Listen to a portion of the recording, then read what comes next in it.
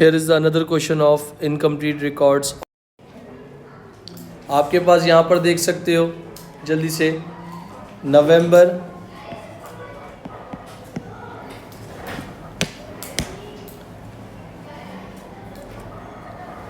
आपके पास क्या था नवंबर 2021 नवंबर 2021 पेपर 21 कौन सा वेरिएंट है? Question number 1। मुझे नहीं पता कि क्यों नहीं हुआ मगर अच्छा क्वेश्चन था। Shiv is a trader, financial year end does not maintain accounting record. सही है। सेल्स दिया हुआ है, टोटल मार्कअप दिया हुआ है। तो सेल्स जब दिया हुआ और मार्कअप दिया हो तो इम्पॉसिबल बात है कि आगे कुछ हो ही नहीं सकता। तो मैंने मार्कअप से क्या चला गया, मार्जिन कैसे जाते हैं 25/100 + 25 ये हो जाएगा 1/5 एग्री। तो उसको आप क्या बोलते हो, मार्जिन। बैंक अकाउंट दिया हुआ है आपका, बैंक अकाउंट बैलेंस है, चेक करो। जी बेटा बैंक अकाउंट बैलेंस भी है। फिर अगर एसओएफई बोलेगा तो ये चीज़ बोली है। ट्रेड पेबल का ओपनिंग भी दिया हुआ है और क्लोजिंग भी दिया हुआ है। क्या निकालनी है? पेमेंट टू ट्रेड पेबल्स भी दी हुई हैं। कैश परचेजेस कहीं भी नहीं है। ये देखो, अगर मैं तुमसे कहता हूँ फॉर एग्ज़ाम्पल ये क्या बना लो, trade payable account, agree. Trade payable opening कितना दिया हुआ है, बैलेंस ब्रॉट डाउन 32,600। इसके बाद बैलेंस कैरिड डाउन 29,600। डन है। यहाँ तक कौन कौन पहुँच चुका था? कोई पहुँचा था? कौन पहुंचा था?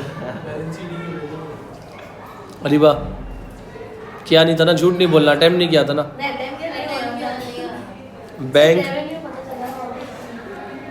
बैंक कितना है 257,700। टोटल करके बताओ जल्दी से क्या आ रहा है।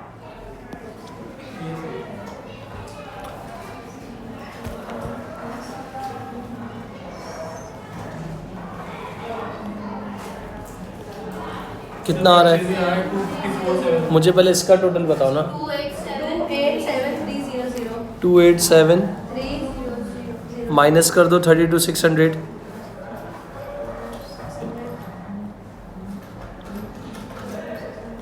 सही हो गया 254,700। चेक कर लो। सही है।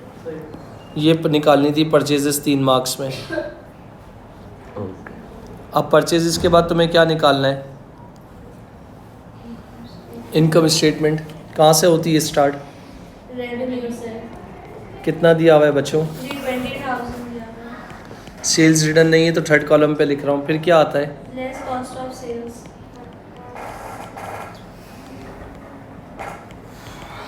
कॉस्ट ऑफ सेल्स के बाद क्या आता है बेटा? गिवन है। कितनी है बेटा? 23,500। परचेजेस निकाली है तुम लोगों ने 254,700। 254,700। अच्छा, क्लोजिंग इन्वेंट्री है? जी है। नहीं बेटा, क्वेश्चन मार्क बना हुआ है, ये देख लो। अच्छा ये जी नहीं है। इसके बाद कॉस्ट ऑफ सेल्स भी नहीं आ सकता।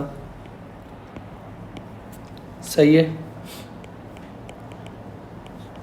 कॉस्ट ऑफ सेल्स भी नहीं आ सकता। सेल्स में से कॉस्ट ऑफ सेल माइनस करोगे तो क्या आएगा? ग्रॉस प्रॉफिट आ सकता है। कैसे? 3,20,000 सेल्स हैं, उसका 1/5 कितना होगा?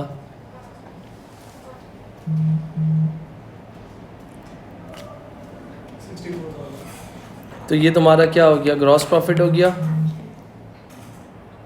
ये तुम्हारा क्या था, सेल्स थी, ये तुम्हारी क्या थी, ग्रॉस प्रॉफिट थी। इन दोनों की मदद से तुम्हारे पास क्या आ जाएगा, माइनस करके कॉस्ट ऑफ सेल्स आ जाएगा। नहीं आ सकता था ना बेटा। कॉस्ट ऑफ सेल्स कितना है?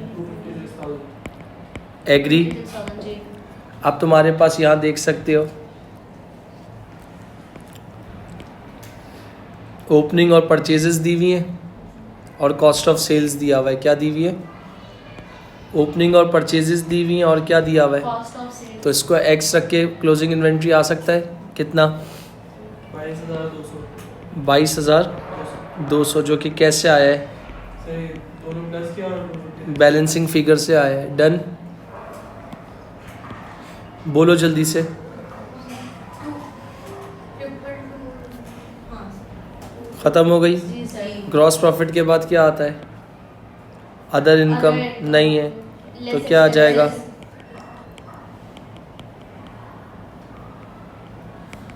एक्सपेंसेस में सबसे पहले क्या आ जाएगा? एक्सपेंसेस दिए हुए हैं कितने? 34,000। 34,000 एक्सपेंसेस ओइंग दिया हुआ है तो इसके लिए क्या बना लोगे? इसके लिए तुम क्या बना लोगे? एक्सपेंस का अकाउंट बना लोगे। एक्सपेंस मतलब PAAP पाप, PAAP बंद कर दिया।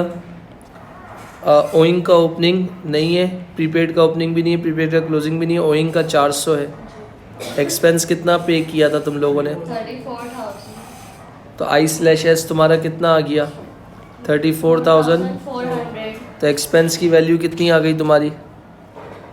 34,000 मगर नीचे जाके देख लो। एक मिनट।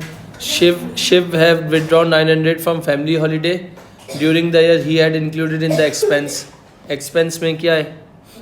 इंक्लूड कर दिया तो 34,400 था। शुक्र अल्हम्दुलिल्लाह। जिसमें से 900 रुपये क्या हुए? इंक्लूड थे तो निकाल दिए। कितना आ जाएगा? 33,500 33,500। अच्छा, इसके बाद और क्या आ सकता है? ट्रेड रिसीवेबल्स का क्लोजिंग है, ये रहा।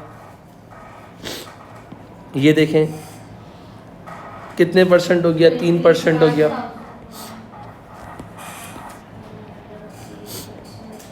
7,700 इंक्रीज इन PFDD, क्योंकि न्यू माइनस ओल्ड करके नहीं पता लगा सकते थे क्योंकि एक ही था, तो कितना आ गया? 7,700। इसके बाद इक्विपमेंट की डेप्रिसिएशन। इक्विपमेंट की डेप्रिसिएशन के लिए ये इक्विपमेंट परचेज किया है, ओपनिंग नहीं है, ये क्लोजिंग है। अच्छा, और क्या चीज़ गिवन है?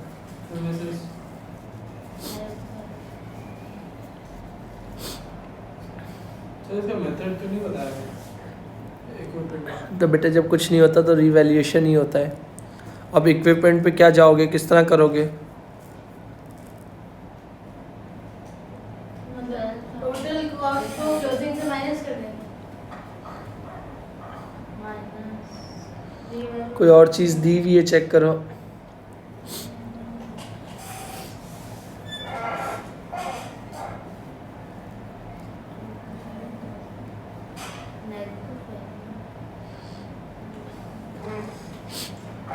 सही है, जो ऊपर इक्विपमेंट 16,000 दिया है इसको माइनस नहीं कर सकते। इक्विपमेंट कितना दिया हुआ है? 16,000 बस तो सही है, यहाँ देख लेना।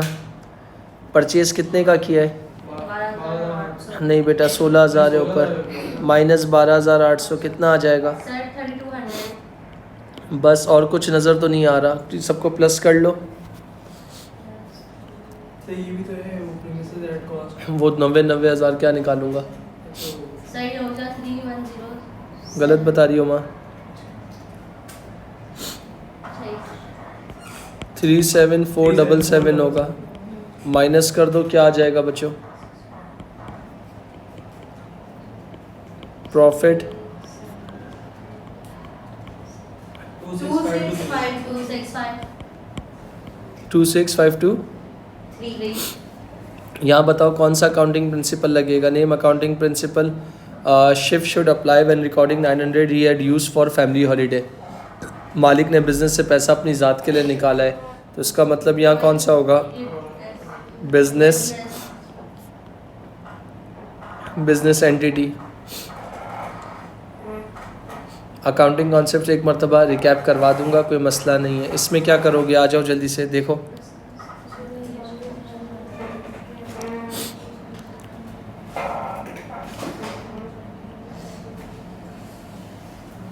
सर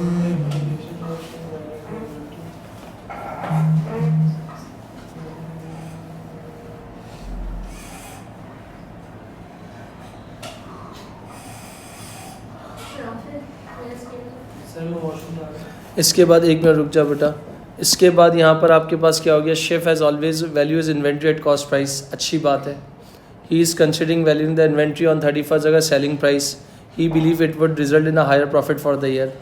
आप अपनी इन्वेंट्री को जो बिका ही नहीं है उसको सेलिंग प्राइस पे रिकॉर्ड करना सही है क्या? नहीं, क्योंकि अगर आप ऐसा करोगे तो प्रूडेंस के अगेंस्ट चले जाओगे। जो चीज़ आपकी बिकी नहीं है तो आप उसको सेलिंग प्राइस पे रिकॉर्ड नहीं कर सकते। डिस्कस द इम्प्लीकेशन, तो क्या इम्प्लीकेशन यानी क्या प्रॉब्लम्स आपको फेस करनी पड़ सकती हैं। Inventory should be valued at lower of cost and net realisable value. ये बात किसने बताई है? प्रूडेंस कॉन्सेप्ट ने बताई है कि लो कॉस्ट या एनआरवी पे रिकॉर्ड करो, पहला पॉइंट। दूसरा क्या लिखा है? Cost of sales would be understated. अब अगर आप ऐसा करोगे तो आपकी कॉस्ट क्या हो जाएगी? अंडर स्टेटेड हो जाएगी। फिर इसके बाद the profit will be overstated, profit आपका ओवर स्टेट हो जाएगा और profit will not be shown at realistic level, क्योंकि जो माल बिका नहीं है। ये पानी की बॉटल का मैं ये पानी की बॉटल का मैं कारोबार करता हूँ। अब ये मैंने कॉस्ट पे ख़रीदी है या मैं बना रहा हूँ, अब ये बिकी नहीं है, इसको मैं सेलिंग प्राइस पे अपनी इन्वेंट्री को रखूँगा तो मैंने अपने कॉस्ट को क्या कर दिया? कम कर दिया, प्रॉफिट को बढ़ा दिया, तो प्रॉफिट अनरियलिस्टिक हो जाएगा। फिर नीचे क्या लिखा है? The current asset inventory will be over stated. जो करंट एसेट की जो इन्वेंट्री है वो ओवर स्टेट हो जाएगी, क्योंकि कॉस्ट की जगह आपने किस पे रिकॉर्ड किया है? सेलिंग प्राइस पे रिकॉर्ड किया है। Prudence principle is not being observe, आपने प्रूडेंस कॉन्सेप्ट को टोटली इग्नोर कर दोगे। फिर इसके बाद consistency principle is not being observe, consistency को भी आपने क्या कर दिया? अकाउंटिंग के प्रिंसिपल्स को इग्नोर कर दिया। Comparison with previous years, competitor would not be accurate, आप अपने रिजल्ट्स को कंपैटिटर के साथ मैच नहीं कर सकोगे। Accounting records must present a realistic view of the आपके पास बिजनेस। अकाउंटिंग रिकॉर्ड्स जो होंगे वो आपके पास अनरियलिस्टिक आंसर देंगे, क्योंकि जाहिर सी बात है जो आपने इन्वेंट्री रिकॉर्ड की गई है वो किस पे रिकॉर्ड की गई है? सेलिंग प्राइस पे रिकॉर्ड की गई है। तो ये प्रॉब्लम्स, ये इम्प्लीकेशंस आपको फेस करनी पड़ सकती है अगर आप ऐसा करते हो। तो कितने पॉइंट्स है? 5 पॉइंट्स है।